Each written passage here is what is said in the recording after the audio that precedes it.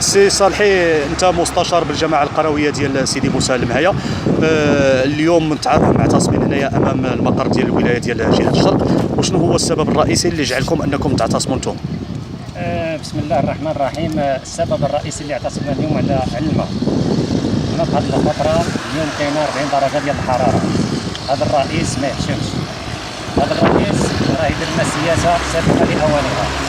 خلط صيفطنا له ناس ديال اعيان القبيله، ناس كبار شيوخ. الهضره اللي توصلنا بها واللي قالها لهم، اللي صوت على البام نعطيه الماء، واللي ما يصوتش على البام مشاو له ناس ديالنا كبار قال لهم ما صوتوش معايا على البام. وراه دار لنا هذه السياسه على حساب الانتخابات جايه ديال البرلمان باش الناس يضغط عليها. خلط قطع علينا الماء، الحراره كاينه 40 درجه، الناس كاينه، حنا كاينين دائره واحد ديال ولاد براس تابعه لجماعه سيدي موسى، كاينه 357 نسمه ديال البشر، كاينه شي 6000 راس ديال الغنم بلا البقري بلا المهم الناس خلاها بالعطش هذه 3 ايام، من الاحد والاثنين ثلاثه واليوم الاربعاء، اليوم 4 ايام. هذا الرئيس ما بغاش يحشم. علاش؟ اش مسبب؟ اللي كان غير قطع الماء يقول لهم راه المجلس الاعلى للحسابات راه هذيك كطر عليهم، الجماعه كان عليه لا يقطع على الجماعه ككل. لان العساس خلى الناس مدلعه.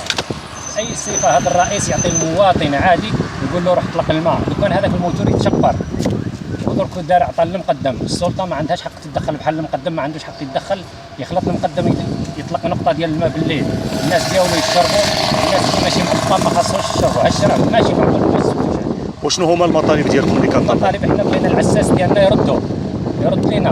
الا كاينه شي جمعيه ولا كاينه شي حاجه كيما راه يكذب هو يقول كاينه جمعيه، اخويا يخليه نفوتوا هاد الحراره هاد السخونه ديال هاد الصيف، ومن بعديها نشوفوا حنا جمعيه ولا ندبروا. يعني ماشي اليوم خلط قطع علينا الماء وحنا جينا نشكيو. الناس مكشوفه، حنا هاد المواطنين ما يسالوا هاد الجماعه حتى شي حاجه، ما عطاتهم حتى شي حاجه.